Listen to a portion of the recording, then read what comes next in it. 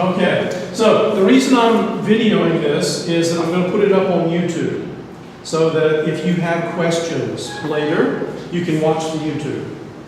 Okay? And then also I will send you all of this information by email.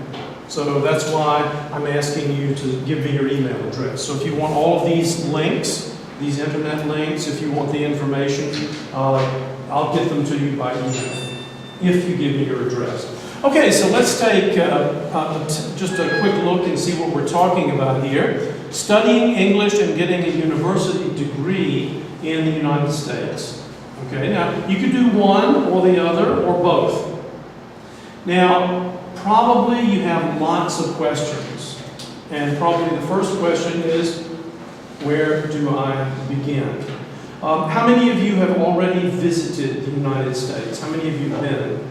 Okay, so most of you have been to the United States, so it's not totally new for you. And do you have a favorite place? Do you have a place that you really liked in the United States? Yeah? California. California, okay. Where did you go in California? LA. LA, okay. Yeah, so Los Angeles is a big, spread out town, and you liked it? Yes, of course. Okay, many people don't like it because it's too big. And it really depends on the individual. It really depends on the individual. Personally, I think Los Angeles is a great place. Lots of stuff to do there. There are beaches nearby. The climate is pretty nice. But that's one of the first questions that you're going to have to ask yourself is location. What kind of place do you prefer? Now, you like LA, but maybe some others of you will go to LA and just hate it. You know, you won't like it at all. It's an individual decision. Okay, some of you like big cities, some of you like small towns. Some of you like a hot or a cold climate. Some of you like rainy or dry climate. So if you like the dry climate, like here in Riyadh, probably Southern California is a great place. Southern California, New Mexico, places like that. You find a nice dry climate like the United States. If you want a rainy climate, then up in the Pacific Northwest, good spot. Okay? Now, for those of you who are just arriving, I'd like you to give me your name and your email address. Okay? So let me just start some more of these sheets now.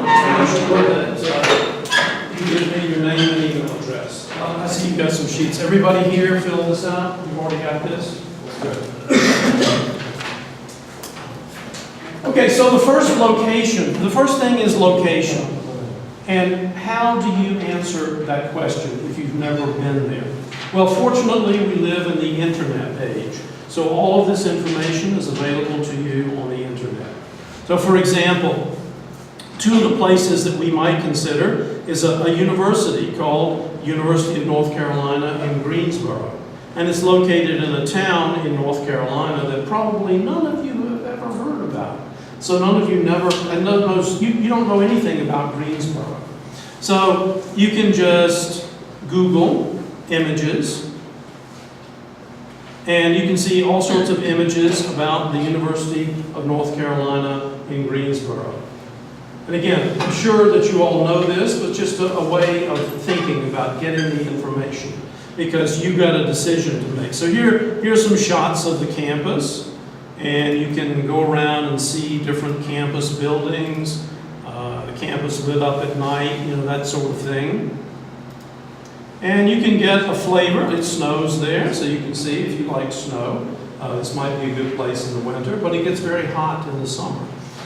So lots of things you can see in the springtime. It's green.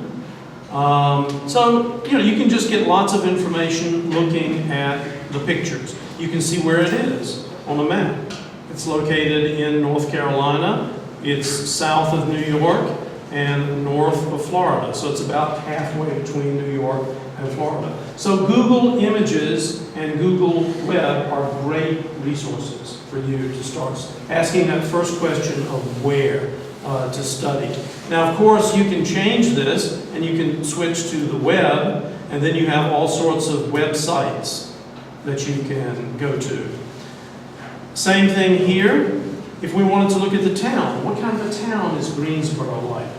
Is it a horrible place? Is it a great place? It's much smaller than LA.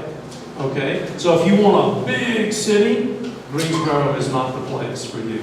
But if you want a small town, Greensboro is nice. So let's click on Greensboro and see here. And you can get some pictures of downtown. Places, looks like there's swimming pools, and you can just get a good flavor of what it's like. Here's a picture of downtown. You can see it's pretty small. Some of the homes in Greensboro. So it's just a fun way to explore. And then you'll see the skyline, the nightlife there, all sorts of other things that you can find. Maps, and you can get onto the maps and that sort of thing.